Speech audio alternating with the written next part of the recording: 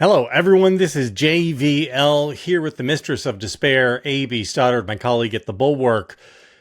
It's Monday, July 8th, and everything is terrible. A.B., it seems like over the last 24 hours, the conventional wisdom on Joe Biden remaining the Democratic nominee shifted. And it seems like this shifted primarily, I guess, due to him sending out a letter, a strongly worded letter to to the congressional Democrats saying that he ain't gonna leave no matter what. If somebody wants to challenge him, they're free to declare their candidacy and challenge him at the convention and have a delegate floor fight. And also based on his interview with George Stephanopoulos on Friday, in which he said that if the Almighty wanted him to drop it. Now, as a religious man myself, a fellow Catholic, I do not think 81-year-olds should be saying, well, if the Lord strikes me down, then I won't, don't tempt God like that. That's bad juju. So where are you? Where are you this morning?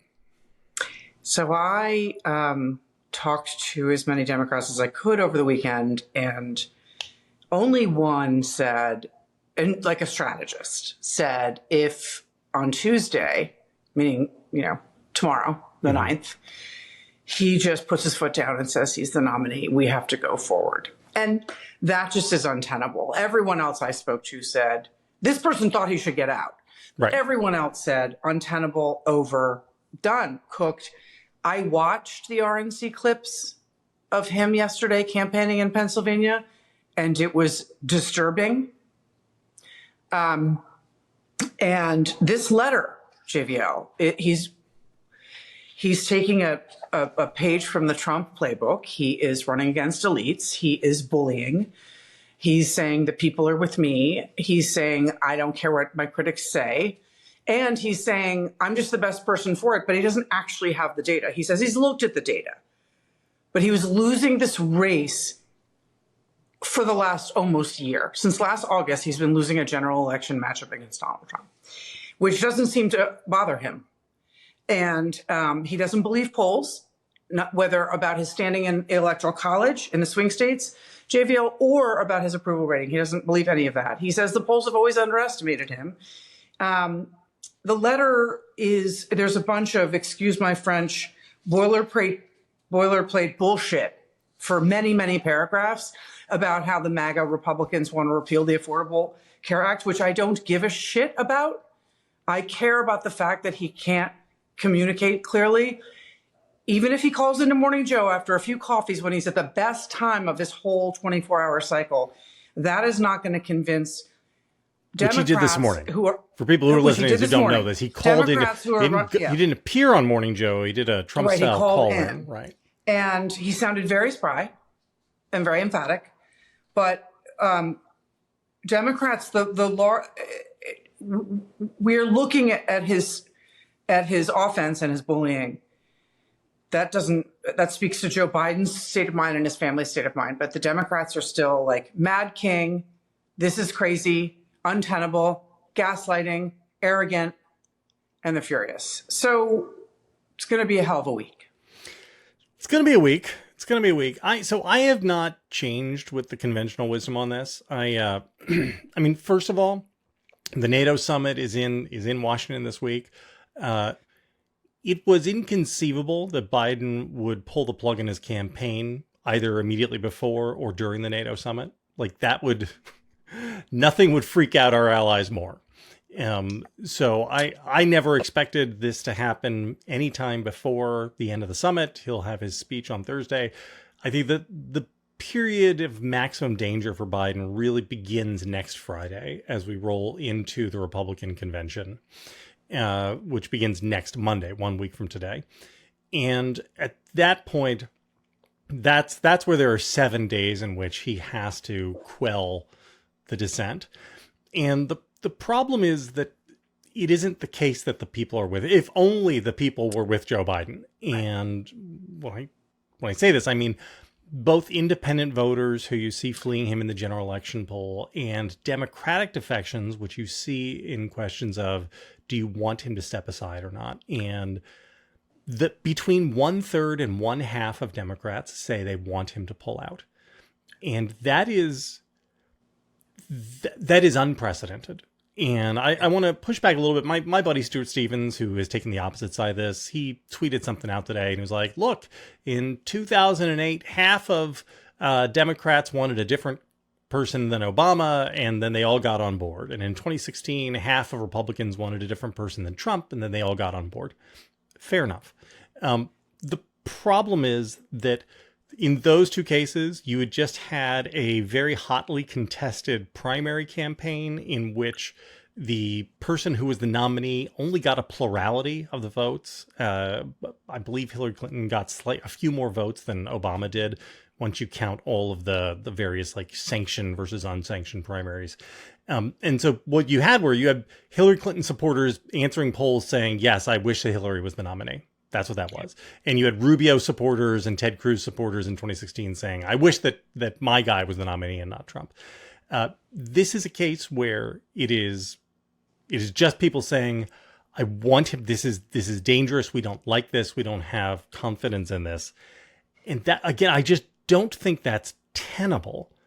And also, like, I'm sorry, this happens also to every losing candidate. Like, half of Republicans didn't want Bob Dole to be the nominee in 96 either, and he lost.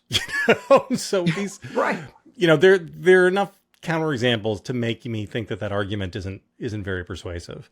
What we'll see this week is what's really going to be dispositive, I think, is what happens in Congress. Congress is in session. Democrats are getting together, and getting a strongly worded letter from the president is not what's needed. And this is why I ultimately think that he winds up pulling out, because there are ways to quiet all of this talk, and he's not doing them. So if Joe Biden had shown up on the Hill and met with the Democratic caucus in an like, we're just going to sit and have lunch together, and we're going to, I'll take questions and we're going to talk, that could have gone a very long way to quieting people's concerns. The fact that he had a letter, again, those are all warning bells, not things that put this story to bed. And we just have, the George Stephanopoulos interview. It didn't make things a lot worse, but it didn't make anything better. If he could put this to bed, then he would be doing it every day. And the fact that he's not, it's hard to draw any conclusion other than he doesn't have control of his fastball anymore. Right. And all the examples that you gave from 08 and 16 didn't involve incapacity, where right. People are just desperately afraid that there's something else going on. That other people are running the country and the free world, and we don't know who they are. We don't know what comes next. And what I think Joe Biden has made clear since the debate, JVL, is that he has no idea what he's saying or what. I mean, he has. If there's any humility left in him, he is not displaying it. He is displaying no doubt. He is so stubborn. He says, I wouldn't be running again if I did not absolutely believe I was the best person to beat Donald Trump in 2024. He said it to George on Friday night. It's in all his answers, it's always about him and his ability and how he wants to prove us wrong. And it's not about the threat. He cannot take the case to Donald Trump. And that's what you and I want. But the average voter out there who's not following this just wants to believe that someone can promise them another 4 years of keeping the country safe and making things better. And they do not believe that he can do that. And so I don't know what I just know that this kind of arrogance is really irritating to the Democrats who are in a panic. I don't know if he's being humble on the phone, but his public statements are arrogant. It's about him. If Donald Trump wins, he just wants to know he gave it his all. That's what he said on Friday. Yeah, that was not great. That No, was not great. because this is not about the end of Joe Biden's career. It's about the end of the country. Right. And I think enough Democrats are well aware, and I agree with you that it's not in the end going to be up to him. And that would have been the answer to give, right? I mean, the answer to give would have been, hey, look, if I felt like I could go sit on my porch eating ice cream for the rest of my days, believe me, I would do it. The reason I'm doing this is because I've looked at the data and I think that I'm the guy who has the best chance of beating him for also, like, I could make that argument to you. I don't know if I believe it, but I could put together an argument for you that sounded like that. And it would say something about, I'm the one who holds the white working class coalition together. You need me to have a chance of getting those voters in Pennsylvania and Michigan. I've got the economy is going to keep improving. I benefit the most from that. So if you replace me with somebody else and the economy keeps improving, they don't get to catch those tailwinds as much as I do. I mean, again, you just make that case. The fact that he's not leads me to worry about his ability to campaign. And I do not yet have concerns about his governing because his governing has been so good. And until we learn something about, there being serious compromise of him cognitively, I'm happy to believe that all the good results we've seen from his presidenting are able to continue. My concern isn't, again, that it was one bad debate or something like that. It's that showed that he can't carry out the kind of vigorous campaign 3 times a day, 7 days a week, all the way here through the tape. And if you can't do that when you're playing from behind, then I just question what your odds really are. It's not to say he can win. I mean, Donald Trump, people hate Donald Trump, not as much as they should, but they do not like Donald Trump. Maybe Biden rolls double sixes. That doesn't seem like a great play to me at this moment. And it's just not a risk worth taking. And again, I am just convinced that he doesn't know where he's not the person who can look at this clearly, and it really is on his family. Sure. I just do. I mean, it sure looks like that from the outside, right? Jill, who has always been protective of him, Hunter, who, like, I have my own thoughts about Hunter because I don't like dads who abandon their kids, and he did that. And I think that's unbelievably scummy. But whatever, even if you're softer on Hunter because you think, well, he suffers from addiction, et cetera, the guy does not have great judgment. And so, like, having him be the one saying, no, Pops, you got to fight this out, is concerning. But here's why I ultimately think that he winds up. Let me read this to you. So the Democratic Party over the last 20 years, here are the things that the party has done as an institution. In 2004, the party was poised to nominate Howard Dean, and then everything snapped back the week before Iowa, and the party congealed around John Kerry. In 2008, the party really wanted Barack Obama, and through a combination of donors and endorsements and superdelegates, it pushed Obama past Hillary, even though she got more votes in the primary season. In 2016, Hillary Clinton's challenged very strongly by Bernie Sanders. The party comes together to help stop the insurgent Bernie challenge and nominate Hillary Clinton. 2020, Joe Biden doesn't become weak until the Iowa, but then Iowa's sort of a clusterfuck. And when Biden suddenly looked really weak the week after, that's when you have everybody dropping out and coming together behind him. 2021, Biden and Nancy Pelosi have very, very tiny advantage in the House. They managed to turn that into a unified majority that passes an enormous progression of major legislative accomplishments. And in 2023, Hakeem Jeffries has a unified and totally disciplined minority caucus, which makes the Republicans look like a clown show. This, to me, is all evidence that the Democratic Party is a very robust institution and that the party itself has a lot of power. And so when people say, well, Biden says he's not going to get out, so he's not going to get out, I just don't think that's how the Democratic Party works. That's how the Republican Party works. Right. I mean, Trump's people in Republican politics have stopped even pretending like it's an institution. It's just a gang. and there's the guy who's the Godfather, and you can't mess with the Godfather, and like everyone just does what he says. But the Democratic Party is a diffuse institution, and what happens in healthy institutions is that the bigger and more consequential a decision is, the more of a stay the various stakeholders get in it. And so, the party elders, the other elected Democrats, the donors, just the people that you see showing up in polling saying, Democratic people showing up saying, like, I don't want this guy to be, all of that matters. And at the end of the day, when a bunch of Democrats go to the president and say, Mr. President, you have to step aside for the good of the party, I just have a hard time seeing Biden saying no to that.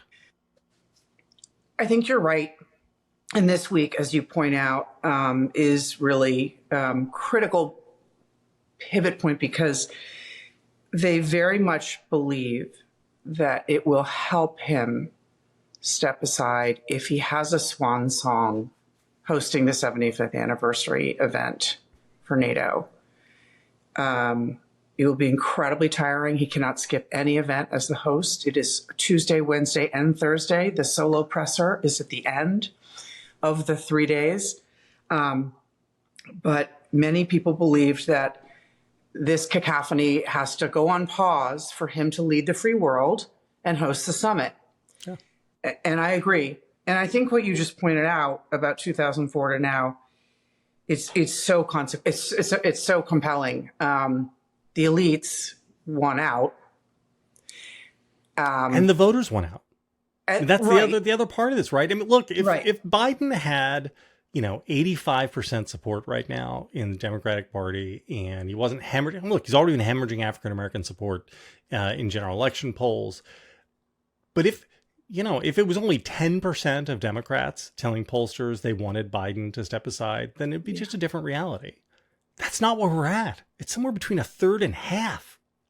That's not tenable. And the donor situation is not tenable. Yeah. The problem is that's a lagging indicator. So we won't know about that unless he sticks. Right. So if Biden sticks and then we get to the virtual convention, he's nominated at the virtual convention. At that point, he probably is the nominee. You don't know what the donor world looks like until that happens. And that could be really ugly. I mean, I could see donors just pulling the plug. There's enough chatter now that there are some very rich Democratic donors in the Empire State, JVL, who are making their opinions known to Chuck Schumer and Hakeem Jeffries of the Empire State. Yeah. It's just a very tough situation. And here's the other thing I want to say, though. So let's just pretend that we're right. All right. Yeah. Pretend that we're right. And we're now looking past, well, who is it going to be? And then we get to is it Vice President Harris or is it somebody else? And we'll just pretend that somebody else is Gretchen Whitmer, but it could be anybody. It could be Gavin Newsom, it could be Josh Shapiro, et cetera, et cetera. Think about the level of factionalism and unpleasantness that is happening in this moment right now, just around the Biden question. If we go to any choice other than Vice President Harris as the alternate, multiply that by, don't multiply, cube it. Cube that. That is the level of, when people talk about like unity as if it's a very subjective measure, and it is. You can't really put a price tag on it, but it would be very, very hard for anybody other than Kamala Harris to unify the party. And I understand the argument for somebody else is like, well, if you put Shapiro and Whitmer on the ballot, then they win those 3 states and nothing else matters. I look at that and I just think, I don't know that that's the case. Okay, so I agree with you. That's the default. That's I default to that. The friction free. There are going to be a lot of people in this country who won't vote for a black woman. Yeah. And they were probably Trump voters anyway. Maybe they are mad at Trump right now, but I think she would make up with new vote that she excited that Biden can't. I would just say one thing, which is if for some reason Joe Biden steps aside and there isn't like an immediate coalescing and they go to this mini primary, there will be debates and people will prove themselves and the party will focus on these contenders. And the person who wins, if it's not Kamala Harris, will have done some kind of winning. And the party will be facing, just as you described, I think they would come around, because if there was a real contest, because they would be facing the threat of Trump. The problem for Joe Biden with all his democracy talk since yesterday about how he's been or since Friday in Wisconsin, about how this is democracy in action, he's been chosen by the primary voters. There were no debates. We could have found out about this a long time ago because he could have debated Dean Phillips and he wouldn't. So I'm just of the mind that it's probably the best to go straight to a Harris Shapiro ticket like last night. But Harris Whitmer. Let me throw this at you. Let me throw this at you. You know what? That's like Clinton choosing Al Gore. If the worry is that he's too young, well, the worry is she's a woman, go hard at it. Oh, you think one woman's dangerous? Here's two. I know there are women in Sarah's focus groups who don't want to vote for Trump, who would not vote for two women on a ticket, and you know that. I know. So no, I'm sorry, Gretchen. She's not getting the VP slot. Not from you, anyway. I'm not comfortable with that. Anyway, I think I do think a vigorous contest that shows the delegates, who looks like the better political performer is not the worst thing ever. I think I'm with you. Better to just coalesce behind Harris Shapiro like right now. Yeah. But if it goes longer, you'd have to show the party that there was a real actual mini contest, but it was contest. It was real, like people had to get out there and prove themselves. Yeah. I just want to say one other thing. There is now, God love them, a vocal contingent of people who just yell at me like, shut up. Just, we're staying with Biden no matter what. And you know what? I wish these people had been around for the last 4 years when I was running around saying Joe Biden's our greatest living president. I love that it took Joe Biden melting down in a debate for people to start coming to his defense. I don't know where they were when you wrote that and said that consistently every week. But when I started arguing in 2022 that he had to step aside, your argument was he was the best. He was an incumbent with all of those advantages. He was the best position to hold the coalition together. So you did not only constantly praise his record and his accomplishments on policy as president, you chose him as the best political horse for us to get across the finish line. I don't know where these people have been. But here's what I'm going to say. Another component of their argument is that you're only helping Trump. This is all good for Trump. I disagree with that. I think that this conversation this is what a healthy political party does.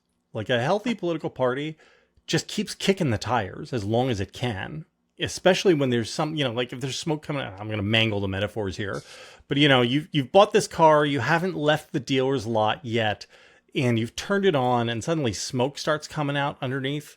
And, it's like having somebody saying, just start driving, get off the lot already. And you're like, but we haven't left the lot. I can still take it back. They're like, no, don't be a bedwetter.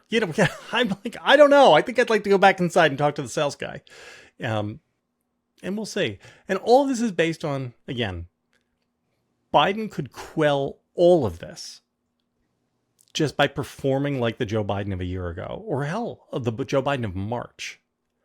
But he cannot. That he hasn't tells me that maybe he can't do that anymore. And I'd love to be wrong. Would love to be wrong. Nothing would make me happier than seeing the March Joe Biden come out and start talking about corn pop and malarkey and all that. Because I love that guy. Love him. But I mean, if we haven't seen him, right, then maybe he doesn't have that pitch anymore. Someone said today, I was listening to a podcast, go watch an interview, a television interview where he has to speak extemporaneously from 9 months ago, and the difference is so profound. And I don't actually want to watch that, but I will quote Jonathan V. Last that if we were rolling the dice on an impaired Joe Biden to make him feel good and to not upset the apple cart, it would be fine if Nikki Haley was going to win the presidency. Totally fine. It would be fine. I prefer Joe Biden to Nikki Haley, but if Nikki Haley was the nominee and we were at this moment, I'd probably say, I don't know, man. The guy's gotten us this far. He's it doesn't look great, and he doesn't sound like he did 6 months ago. But whatever. I'm not going to throw him over the side. What's the worst that could happen? Like, Nikki Haley goes and enacts a bunch of policies I don't like. Whatever. It's not the end of the world. We'll have another election after that. The problem is the Supreme Court did just say that the president is a king and can do whatever he wants. And there's a guy who has said he would like to be a dictator for a day, and who has said that he would like to weaponize the Department of Justice and the federal government to get his retribution on the parts of America that have not been sufficiently loyal to him. I think that's a problem. I would like to have two lawyers named Kamala Harris and Josh Shapiro talking about that every day. Two prosecutors. Into the night. Yeah. Instead of worrying about how Joe's appearance at a stop in Philly is going to go over. Yeah. When he has 4 sentences to speak in a row. Well, and I'd like the candidates to be able to do 5 of those stops a day. Yes. I mean, they have no choice. The hour is late. Yeah. All right. Well, we'll see where we are 1 week from now, because that's when we'll be in the decision window. And, until then, it's just safe to assume that the worst possible thing is what will happen. Good luck, America.